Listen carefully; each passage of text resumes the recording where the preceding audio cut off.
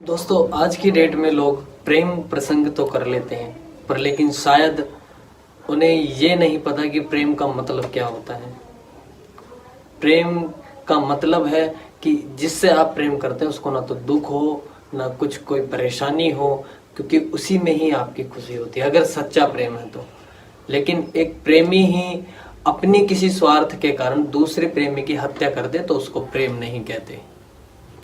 ऐसे ही मामला एक उत्तर प्रदेश के मुजफ्फरनगर जिले का सामने आया, जहां पर एक प्रेमी ने एक लड़के ने एक लड़की से बात करना शुरू करी। 4-5 साल बात चलती है, उसके बाद लड़की जब उससे बात करना बंद कर देती है, ब्रेकअप कर लेती है, तो वह लड़का जो है उस लड़की को मौत के घाट उतार देता है और साथ में उसकी माँ को भी मौत के घाट उतार देता है। जी हाँ दोस्तों, इस घटना को सुनकर आप भी काफी हैरान हो जाएंगे और सोचने पर मजबूर हो जाएंगे। तो जानने के लिए इस घटना का प्रोसेस बने रहिए हमारे साथ इस वीडियो के अंत तक। उससे पहले नमस्कार दोस्तों, मैं हेमंत कुमार अपने यूट्यूब चैनल मेजर वारदात में आपका हार्दिक स्वागत करता हूं। कैसे हैं आप सभी? मैं आशा करता हूं आप सभी बहुत अच्छे होंगे, अपना ध्यान रख रहे होंगे। दोस्तों, यह जो घटना है यह उत्तर प्रदेश के जिला मुजफ्फरनगर की है, जहाँ पर अभी हाल ही में बीते सोमवार यानी कि 24 तारीख की रात को एक लड़की का और उसकी माँ का मर्डर हो जाता है। होता यूं है कि सोमवार के दिन जब वह बच्ची लड़की और वो दोनों सो रहे होते हैं, रात को बंदरों की डर की वजह से वह बाहर बरामदे में ही सो जाते हैं। उनके पिता विजय कुमार अंदर ही रहते हैं और जो मृतक महिला रहती है उसका नाम है मिथिलेश कुमारी, जिनकी उम्र 50 वर्ष है, और एक लड़की रहती है बेटी मुकेश कुमारी, जिसकी उम्र 24 वर्ष है। वे अपने बरामदे में ही सोई रहती हैं। जब विजय कुमार सुबह को उठते हैं तो उठने के बाद उन्हें पता चलता है कि जब अपनी वाइफ को, अपनी पत्नी को उठाते हैं मिथिलेश कुमारी को, तो वह उठती नहीं है, ना ही कोई जवाब देती है। और अपनी लड़की को भी जब उठाते हैं तो वह दोनों में से कोई जो है मूवमेंट नहीं होती, ना कोई हलचल होती है। तो वह जैसे ही चेक करवाते हैं तो तुरंत पता लगता है कि वो दोनों ही इस दुनिया को छोड़कर जा चुके हैं। तो वे हैरान हो जाते हैं, परेशान हो जाते हैं, चीख चीख कर रोने लग जाते हैं। और आसपास के मोहल्ले वाले जो है आप बहुत सारे जाकर के इकट्ठे हो जाते हैं, सारा मोहल्ला साथ में खड़ा हो जाता है और एकदम से वह परेशान हो जाते हैं। होने के बाद होता यूं है कि दोस्तों फिर वह जो है पुलिस को वहां पर बुलाते हैं। पुलिस आती है और आने के बाद उन दोनों की बॉडी को तुरंत पोस्टमार्टम के लिए भेज देती है। और पोस्टमार्टम में जांच जो होती है, उसके दौरान पोस्टमार्टम जब जांच होती है तो 25 दिसंबर को पोस्टमार्टम की रिपोर्ट आती है दोनों की, जिसमें मंगलवार सुबह 8 बजे पोस्टमार्टम की रिपोर्ट आ जाती है। रिपोर्ट आने के बाद रिपोर्ट में जो पता चलता है कि जो मृतक की लड़की की माँ है मिथिलेश कुमारी, जिनकी उम्र 50 वर्ष है, वो उस लड़की मुकेश कुमारी से पहले बाद में उनकी मौत हुई है। यानी कि पहले लड़की मरी है, उसके बाद उसकी माँ मरी है। तो पुलिस ये तो जान जाती है कि पहले लड़की मरी है, उसके बाद उसकी माँ मरी है। फिर आसपास के जो इसकी जांच की जो घटना की जो जांच करते हैं, वो थाना क्षेत्र के जो प्रभारी रहते हैं, सिटी एसपी सत्यनारायण जी, जो इस पूरे मामले की जांच करना शुरू कर देते हैं। आसपास के सीसीटीवी फुटेज वगैरह खंगालते हैं। तो उसमें जब खंगालते हैं और मोबाइल की कॉल डिटेल खंगालते हैं तो उसमें पता चलता है कि एक लड़का है पंकज नाम का, जो वहीं का ही निवासी रहता है उसी गांव का।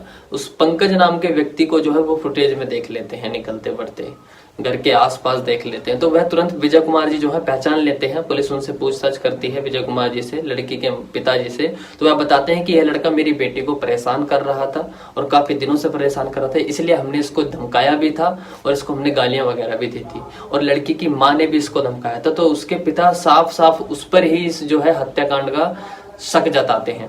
तो वह तुरंत पुलिस जो है शक के दायरे में उसको ढूंढना शुरू कर देती है। जैसे ही उसके घर पे जाके दबिश देती है तो वहां से वो फरार हो जाता है और काफी 2 दिन से वह फरार रहता है। जब से हत्या करने के बाद वो वहां से फरार हो जाता है। पुलिस जो है अपने मुखबिरों को जो है चौकस कर देती है, उनको जो है सतर्क रहने के लिए कर देती है, उसकी जांच करवाने के लिए बोलती है। तो जब पता चलता है कि 28 दिसंबर गुरुवार को स्थान सखावतपुर के चौराहे पर जो है पंकज खड़ा हुआ मिला है, वहां पर खड़ा रहता है। तो वे जो मुखबिर रहते हैं तुरंत पुलिस को सूचना देते हैं कि वो शायद कहीं भागने की तलाश में है, तो आप जल्दी आइए, इसको दबिश में दाब लीजिए। यहाँ पे पुलिस तुरंत उसको भागने का मौका नहीं देती और घेर करके उसको वहीं पर दबोच लेती है। पहले तो वह इस मामले से जो है इनकार करता है कि मैंने ऐसा कुछ नहीं किया, इसको मानता नहीं है, उल्टी सीधी बात बोलता है, इधर उधर की बातें बोलने लगता है, मैं वहां था। पुलिस को घुमाने की कोशिश करता है, लेकिन पुलिस जैसे ही सख्ती से बर्ताव करती है, सख्ती से उससे पूछताछ करती है, तो वह टूट जाता है और अपनी सारी घटना कबूल कर लेता है। घटना कबूल करने के बाद वह बताता है कि वह जो लड़की है मुकेश कुमारी, उससे उसकी जो प्रेम प्रसंग चल रहा था वो काफी 4-5 साल से चल रहा था, काफी लंबे समय से चल रहा था।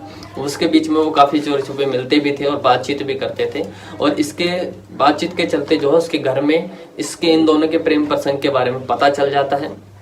पता चलने के बाद उसकी माँ जो है उस लड़की को काफी धमकाती भी है और उससे बात करने के लिए मना करती है, लेकिन फिर भी वह चोरी छुपके जो है उससे बात करती थी। तो वह पंकज जो बताता है वो इस तरीके से बताता है कि वो मुझसे बात करती थी और मुझसे जो है काफी समय से फिर भी चोरी छुपके बात कर लेती। एक बार उसके पिताजी को पता चल गया तो उन्होंने पहले तो उस मुकेश कुमारी लड़की की पिटाई करी थी, उसके बाद मुझे भी गालियां वगैरह दी थी, ऐसा पंकज ने बताया। और उसके बाद उसने बोला कि उसने इसी के चलते जो है मुझसे ब्रेकअप कर लिया और मुझसे बात करनी बिल्कुल बंद कर दी। फिर मुझसे वो कभी कभी बात करने लगी, जब ज्यादा लंबे समय तक मुझसे बात नहीं करती थी तो मुझे इस चीज में काफी ज्यादा परेशानी होती थी और मैं इस चीज को सहन नहीं कर पाता था। उसके बाद जो इस घटना का पता चलता है, फिर ये उसने बताया कि वह जो है ब्रेकअप करने के बाद शामली के गांव कंडेला में एक फैक्ट्री में काम करने लगी। ब्रेकअप होने के बाद वहां पर वह काम करने जाने लगी तो वहां मुझे लगा कि उसकी जो है अब जो उसका जो प्रेम प्रसंग चल रहा है, वहीं के फैक्ट्री के सुपरवाइजर एक सचिन नाम के लड़के से उसका जो है प्रेम प्रसंग चल जाता है। वह उसकी जांच पड़ताल करता है तो उसकी जो है बातचीत उस सचिन नाम के सुपरवाइजर से हो रही होती है। तो उसी के दौरान जब पता चलता है तो फिर ऐसा वो सचिन जो है वो बताता है कि बातचीत उसकी हो रही थी और जब मैं वहां पर पहुंचा था तो मैंने देखा कि वह उससे मिल भी रही है और बातचीत भी कर रही है। तो फिर ये होता है, जब बातचीत वह कर रही होती है तो वो उस चीज को देख करके सहन नहीं कर पाता है और आता है दिनांक आती है आपकी जो है सोमवार की रात की बात आती है। फिर सोमवार की उन्होंने ऐसा बताया पंकज ने कि सोमवार की रात को फिर जो है वह उस पर फोन मिला था रात को 2 बजे। वह जब फोन मिलाता रहता है उसको कोई रिस्पॉन्स नहीं मिलता, उसका नंबर बिजी जाता है। वह तुरंत रात को घर से 2 बजे भाग करके उसके घर पर पहुंच जाता है। घर पर पहुंचने के बाद यह होता है कि वो बाहर खड़े होकर फोन करता है। जब काफी सारे फोन कर देता है तो वो मुकेश कुमारी जो लड़की रहती है उसका फोन उठा लेती है और फोन उठाने के बाद वह तुरंत समझ जाता है कि ये जग रही है, तभी इसने मेरा तुरंत फोन उठा लिया। और वह जैसे ही फोन उठाती है वह तुरंत घर में कूद करके उसके घर में पहुंच जाता है। पहुंचने के बाद उससे कहता है कि तुम किससे बात कर रही थी? तो वो कहती है कि मैं किसी से बात नहीं करती। उन्होंने कहा, पंकज ने ऐसा बताया कि मैंने कहा उससे कि अपना फोन दिखाओ, मुकेश कुमारी से कहा। और उसने जब फोन दिखाया अपना तो फोन में लास्ट नंबर जो कॉल डिटेल चल रही थी, जो लास्ट नंबर था वो सचिन का ही था जो सुपरवाइजर था फैक्ट्री का। इसी बात को देखकर उसके बिल्कुल एकदम दिमाग पर हैवानियत सवार हो जाती है और वह तुरंत उस लड़की मुकेश कुमारी का जिसकी उम्र 24 साल है उसका गला दबा करके हत्या कर देता है। पास में ही उसकी माँ लेटी होती है जिनका नाम मिथिलेश कुमारी है। वह सोचता है कि शायद इन्होंने सारी घटना मुझे करते हुए देख लिया है तो ये सुबह को मेरा ही नाम रिपोर्ट में लिखवा देंगी, इसलिए वह सोती हुई उस महिला को, उसकी माँ को 50 वर्ष की, उसको भी मौत के घाट उतार देता है। और जब वह वहां से भाग रहा होता है तो वह कहता है पंकज कुमार कि जब मैं वहां से भाग रहा था तो मुझे ऐसा लगा कि उसकी बड़ी बहन बबली ने मुझे ये हत्याकांड करते हुए देख लिया, भागते हुए देख लिया है, तो शायद वो मेरा नाम लिखवा दे, इसलिए मैं घर से फरार हो गया था। और फरार होने के बाद पुलिस जो है उस पर काफी जो एसपी सत्यनारायण जी हैं उन्होंने बताया कि इस पे काफी कड़ी धाराओं के तहत इस पे मामला दर्ज कर लिया गया है और इसको कल कोर्ट भेजा जाएगा।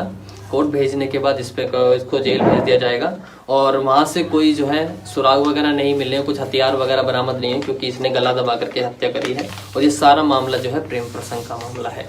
तो दोस्तों अब इसमें क्या हुआ, इसमें दोनों परिवार बर्बाद हो गए।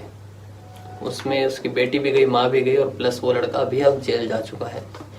तो इसमें उस लड़के का भी परिवार गायब हो गया, जो कि आप खुद समझ सकते हैं कि बच्चे से उम्मीद रहती है, लड़के से उम्मीद रहती है और वो अब जेल में है, तो क्या अपने माँ बाप का सहारा बनेगा। तो दोस्तों हम इस घटना को सुनाने का उद्देश्य किसी को हैरान करना, परेशान करना नहीं है, न ही किसी की भावना को ठेस पहुंचाना है। हमारा सिर्फ इतना मकसद है कि आप जागरूक हो सकें।